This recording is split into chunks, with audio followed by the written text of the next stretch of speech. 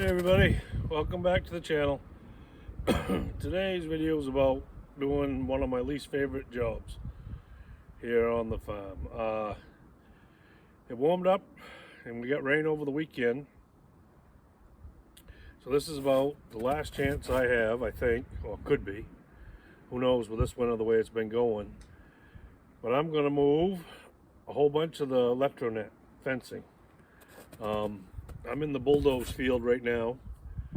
They were on here for about a month. So there's a lot of manure down, a lot of hay. So I would like to get to some of the other fields that I don't have a perimeter fence around yet. So the fun part, I think today, I just picked one up to make sure I could get them up out of the ground. The snow was just soft enough from the rain and the warm weather over the weekend that I think I can get these nets to come up out of the what little bit of snow is on the bottom of them. The fun part, we're getting them back in. We've got just a little bit of frost, but I can tap those in with a hammer. But the weather forecast says down to like 15 degrees tonight. So if I don't take these up today, that snow is gonna crest over and I'll have a real hard time getting them getting the nets up out of the crusty snow. So I'm gonna just buzz along here and pull some in, and I'll show you guys how I go about it. There's nothing fun about these. They're a great product. They're Premier One Electro net fencing. They're a great product. But they're a lot of labor, a lot of work.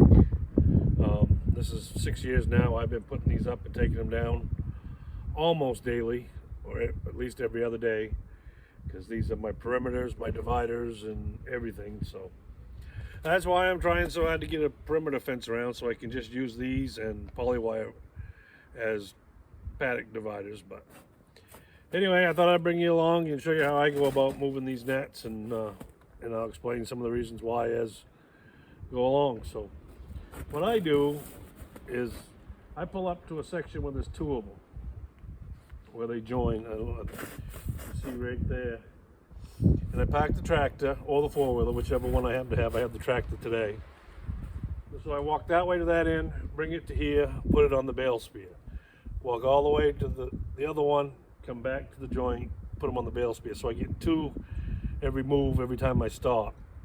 And I'll show you how I go about putting them on and off the bale spear as I go along. Hopefully video goes okay. The old cheapo tripod little stand that I have came apart, so there's nothing clamping the camera, my phone there. It's just sitting there. I hope I don't get a big wind gust, but if it tips over and crashes, I'll edit it out. All right, I'm gonna go grab a fence.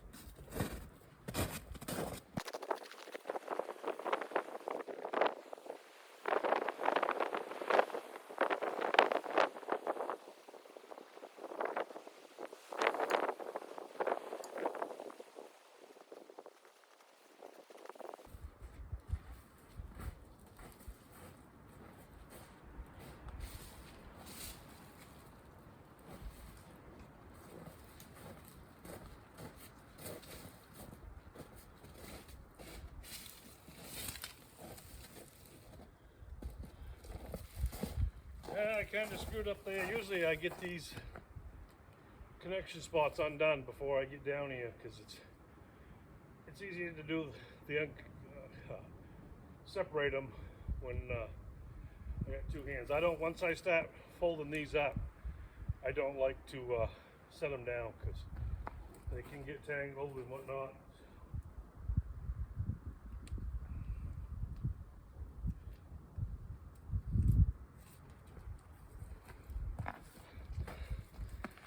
And I just give them a bounce, kind of lines them up again, and then it's right over the bales. Okay, folks, so this is how I do it. I leave them draping instead of where they're going to go right back out. I don't roll them up.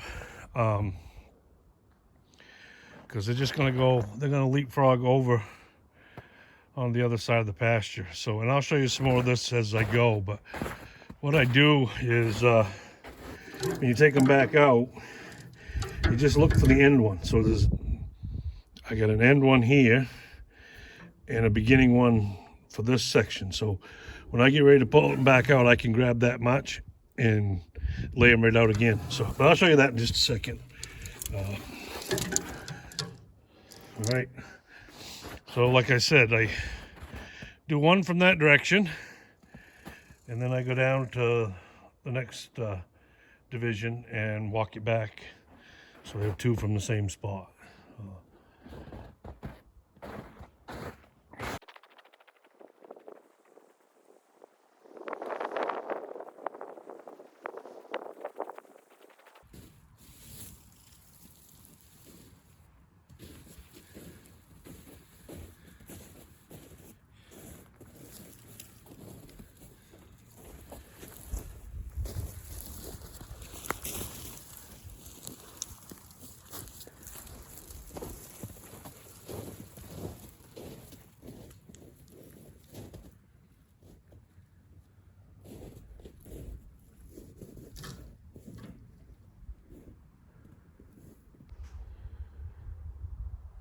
Okay guys, I got the nets picked up. I think I picked up 7 of them. So there's the nets picked up. So right over there is the field that the last video was in, where I cut the trees. And then if you can see, the next field over is the bulldoze field. So what I've done is taken all the nets that were in there and leapfrogged them over here to this section of pasture right here. This one really needs some help. This one, especially down to this lower end, is pretty stagnant, doesn't grow a lot of grass. So this will be great to get these sheep on this, probably for about a month, 3 weeks maybe, depending on the weather and when I can move another section of nets. But so I'm going to set these up right along here, up that tree line, and then right back up there is the top of the hill where the handling system is and where the hay is. So I'm going to show you how I set these nets up. I've seen some people struggle with them different times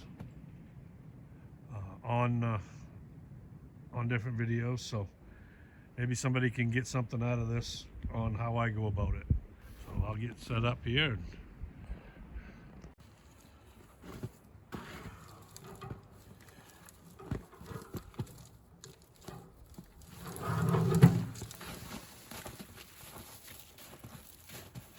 So I just find,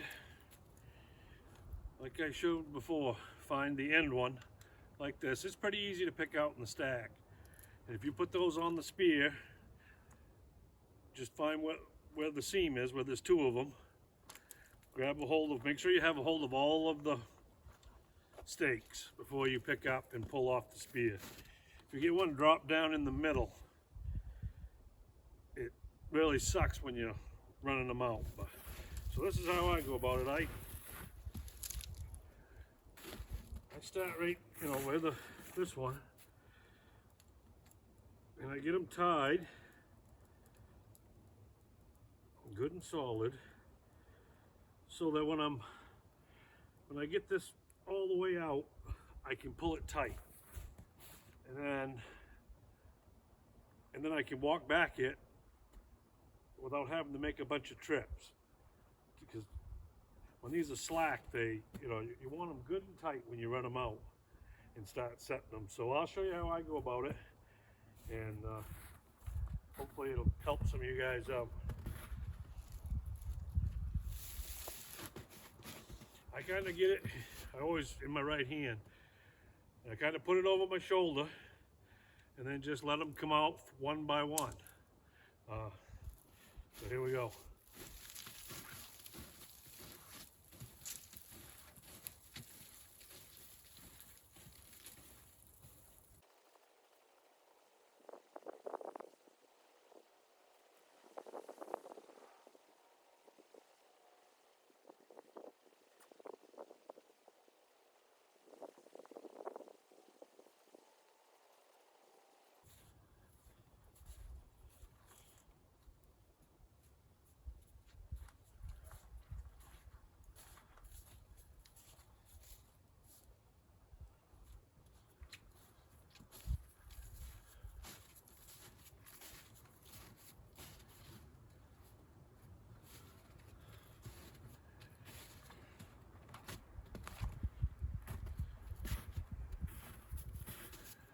So, as you can see, nothing to it.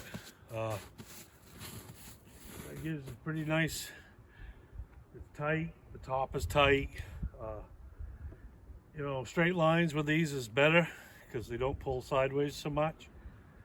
The more you use them, the better you can judge, you know, how far they're going to reach and where to put your intersections and whatnot. But they're a great product, but they can be a real pain in the butt. As you can see, I stayed out away from the edge. Because if you've got any nubs, if there's anything for these to catch on, they will. And then you can start getting really frustrated because they catch, they tangle. You have to walk back, set the bunch down. It can be a mess, and any of you guys that have run them know. So I mean, that is my whole goal, is to get a perimeter around these so that I'm losing feed on these stone walls. Plus the sheep would do such a good job on keeping the bushes clean back and whatnot. So, and that's why I'm working so hard to get a perimeter fence around it. And I'm in the process of cutting the trees to make it work, and I'll be doing some videos later on this winter showing that and building some fence. But that's a pretty easy way. So now what I do is I just pull ahead to that end, do it again. So you're walking down once, stringing it out, pull it tight, and then back once. So you're back to your tractor, your four-wheeler, whatever you're carrying your nets with. By putting them on the bale spear, it keeps it from having to roll them all up and tie the string. So you just spend a lot less time moving them. If you take these and roll them all up, tie them with a string so they don't get tangled, you just add a lot more time to your move. By the time you, like me, I just slid them on. 7 or 8 of them is enough on the bale spear. After that, you can start to tangle a little bit, but if you do it right, hold them up and be careful when you pull them off to make sure you only have one fence. I think you'll find it works pretty slick. Because when I move on the four-wheeler, I have to roll them up and I stack them, but I really like the tractor. I use the tractor now, once I figured out this little system, almost all the time now. The times that I don't is when the fields are really soft. When the fields are soft, I don't want to make ruts and compact. So then I do use the four-wheeler. But this time of year, when the pastures are pretty much frozen, as you can see, I was able to drive those stakes in by hand. I keep a little hammer there because you can tap these on the top and drive them down through some frost. And I've moved them when the frost was really deep in the winter, and I took my cordless drill and I had like a 12-inch drill bit about the size of the spikes, and I really wanted to set up a section to feed on so I could put the sheep on it in the wintertime. And it took me a while, but I went along and pre-drilled every hole where the spike was. And or sometimes if you just do like 2 inches, and then you can tap them in with your hammer and get down through the frost. But anyway, you either love them or you hate them, and I'm both ways with them. I hate them and love them. So okay, I'm gonna set the rest of these out and I'll show you the sheep and whatnot when we get up to the end there.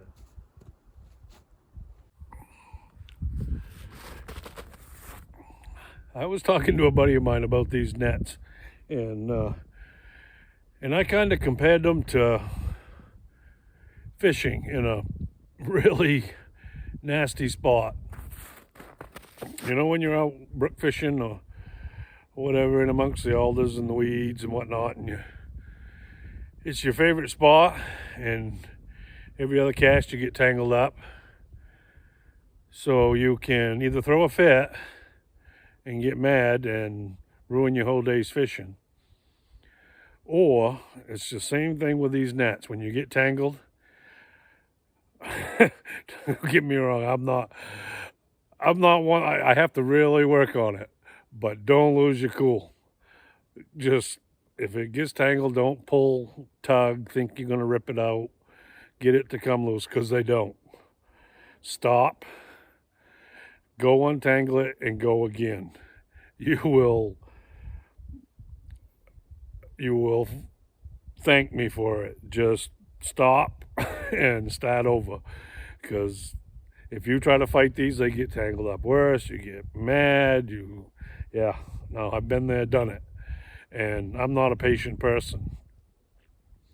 But so I thought it was a pretty good analogy.